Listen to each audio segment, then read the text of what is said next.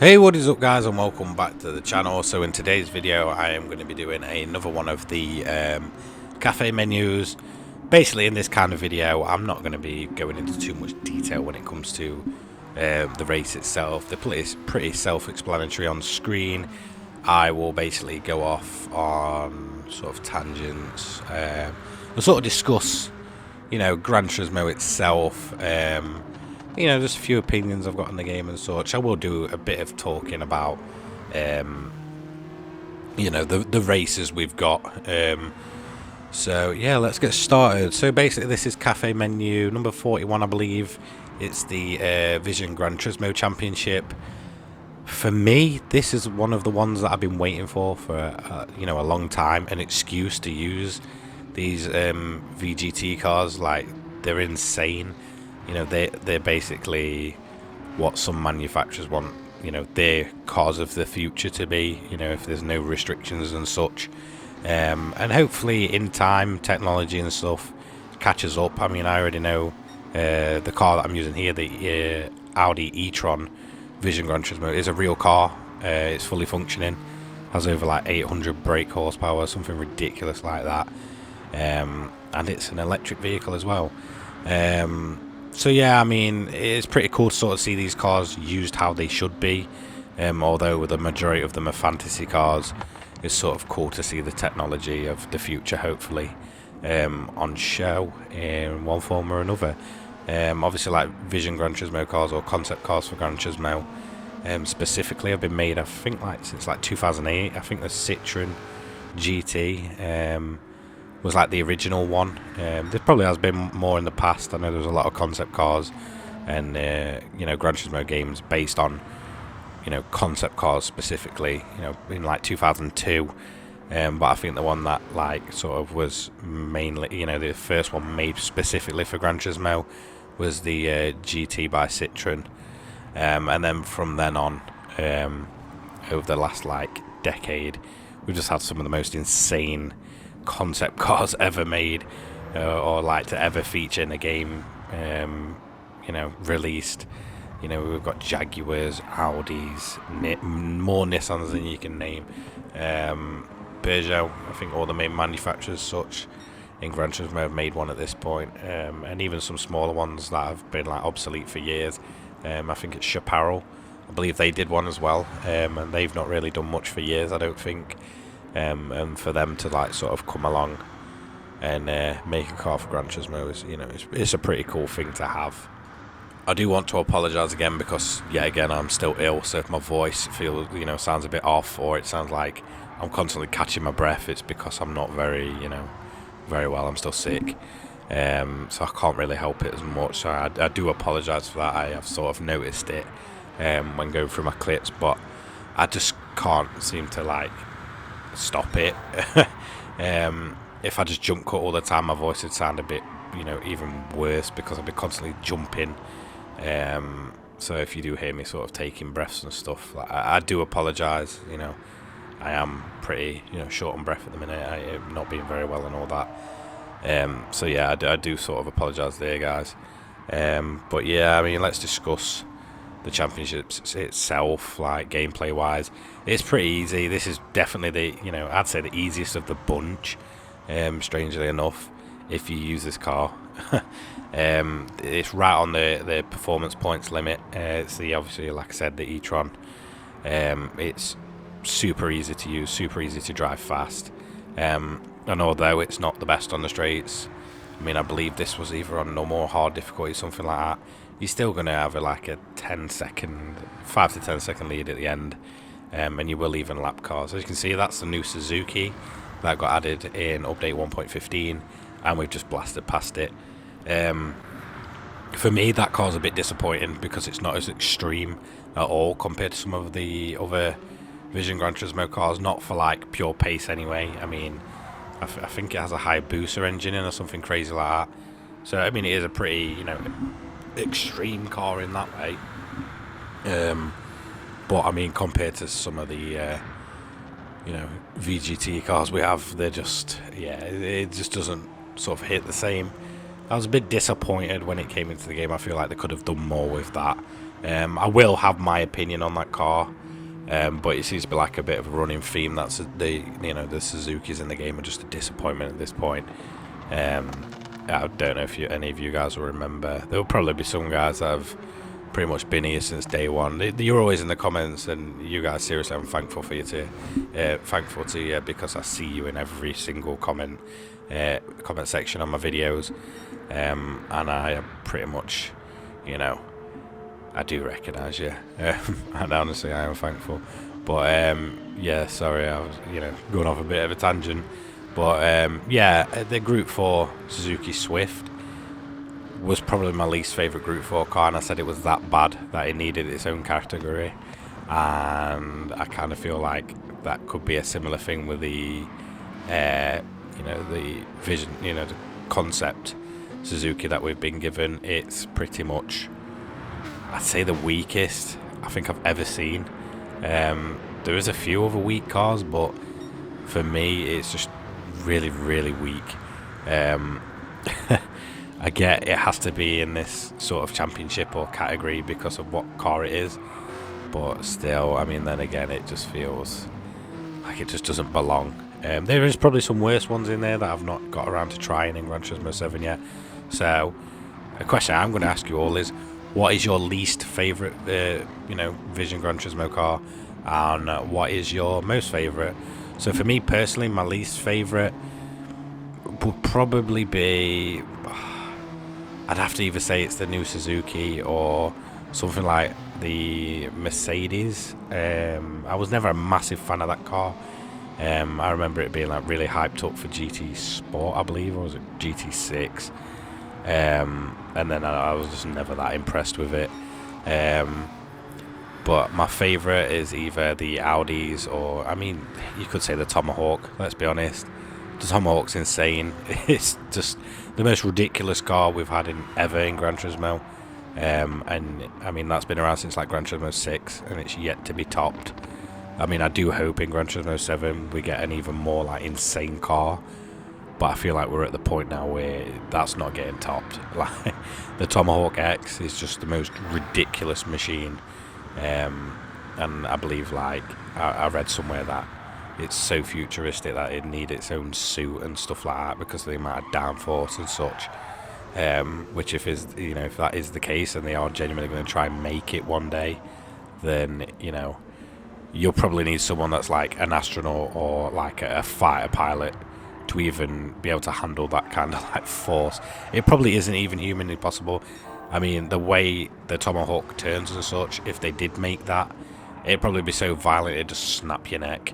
But who knows? I mean, I am not going to sit there and say it can't happen because I'll probably be proven wrong. There's people much smarter out there that can sort of tell me how it'd work if they really did make the Tomahawk in real life.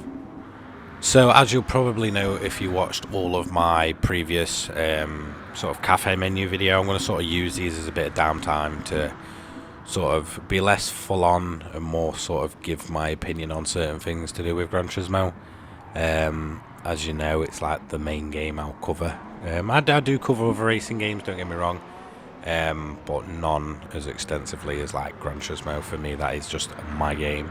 But I'm not going to limit myself just to playing Gran Turismo. I mean, don't get me wrong, it's cool and all, but eventually, I'm just going to run out of things to do for the game, especially once I've got through all my buyer's guides. And, I mean, it's probably a good couple of years off to the point where I do really, like, dry out of content with Gran Turismo.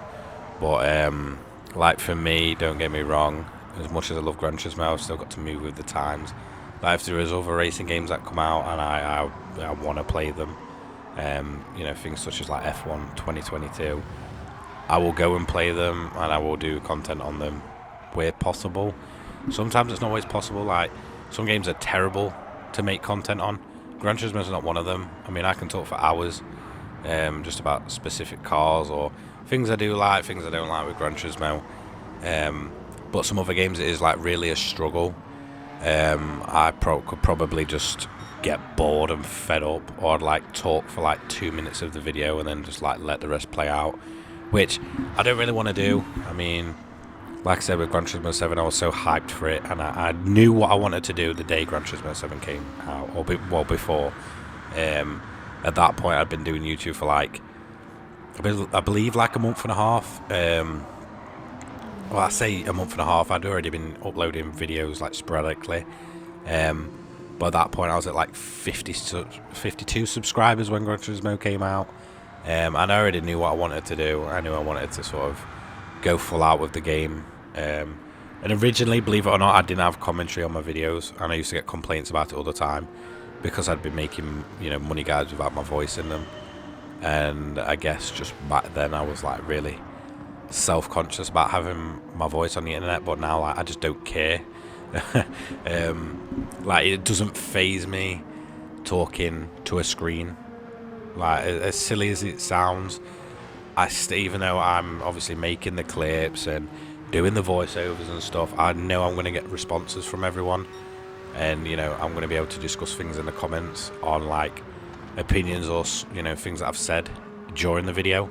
So it's like, it doesn't feel like I'm just sat there talking to a screen and being like this, like I am winning the race sort of thing. I know I can openly discuss things, quite open. Like, genuinely, I am quite open with you guys. I mean, like, let's be honest, I don't know any of you. I mean, for all I know, you could be anyone, sort of thing.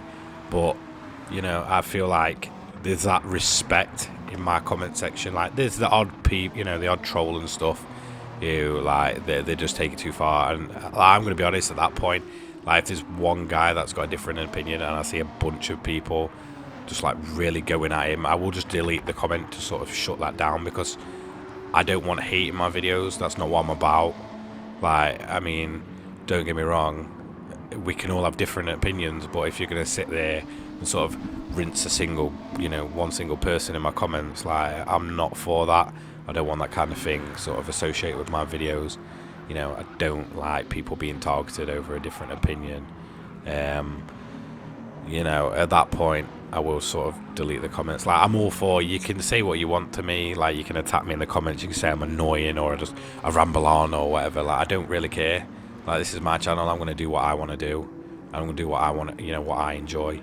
And yeah, sometimes I will ramble on because sometimes it is difficult. Like, if I was to sit here, sort of not go off on tangents and talk about, what's on my mind, or talk about the game, or just anything in general, like to do with YouTube or, Gran Turismo, then it'd be a pretty boring video, because I'd be sat there saying, oh, well, I'm doing this, I'm doing that, I'm overtaking this person, oh, I took this corner, nice. I mean, for me, if I want to kind of make them more serious content, I'll do my buyer's guides, or like I'll do my money guides, in which like I'm more informative.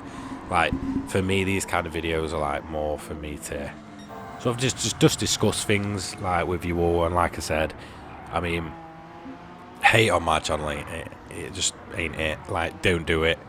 Like I said, I mean, I don't really care what you say to me, but if you're just attacking someone in the comments for like no reason, I mean, I see it probably every few days. There'll just be like a certain person that just wants to make a comment at me, and I don't really care. You can say what you want, but like, if there's just a guy that's got a different opinion in the comments and you're just going at him for no reason, like, don't do that, man. Like, it's just not cool. I mean, it's just not what I wanted this channel to be. For me, this is a place where everyone that loves motorsport or racing games or cars in general or just anything, just wants to come along, hang out, watch a few videos, talk to each other in the comments, discuss things, then yeah, cool, so be it. But yeah, seriously, just don't attack each other. That's the only thing I really do ask. But yeah, like I was saying, I'm massively grateful to you all. I do want to sort of like stress that point that there's like 3K of you guys, and in a way, you've changed my life without even knowing it. I mean, I have discussed this previously about why I started doing YouTube, but basically me and my partner, we lost a baby, lost our jobs, and after a month of like moping around looking for work and stuff, I just thought, oh, do you know what, I'm just going to, do a bit of YouTube. Like, gaming's always been like a pastime and a hobby for me. So at that point I was like, yeah, I'm just going to upload a few videos, and I knew Gran Turismo 7 was coming out, and I knew I was like quite big and knowledgeable into like motorsports and Gran Turismo and such, and I sort of saw that as an opportunity to like really do something with YouTube. But like I said, I mean, previously I didn't have commentary on my videos, but I do now, and sometimes it's weird. When I really think about it, like I'm talking to myself essentially, but at the same time I'm not. Like I did previously mention, you guys are always there. You always give me someone to talk to, someone to just sort of discuss things with. But yeah, I mean, don't ever sit there and think, oh, he's just saying thank you for the sake of it. Like, all YouTubers do that. Like, I don't even class myself as a YouTuber. I'm just a guy that likes cars and likes to, do a few races here and there. I don't class myself as a YouTuber. I'm just human, I've got a full-time job, but I do YouTube on the side as a bit of fun. And it has been really cool to get to know some of you guys. So seriously, a massive thank you. Don't ever think I'm just saying it because I'm not. You genuinely have turned my life around and sort of made me a better person. Like even the people that I hated in the videos, like seriously, you guys. But yeah, seriously, thanks for watching, guys. If you like this kind of content, I make this kind of content each and every day. Don't forget to like, comment, and subscribe. Cheers.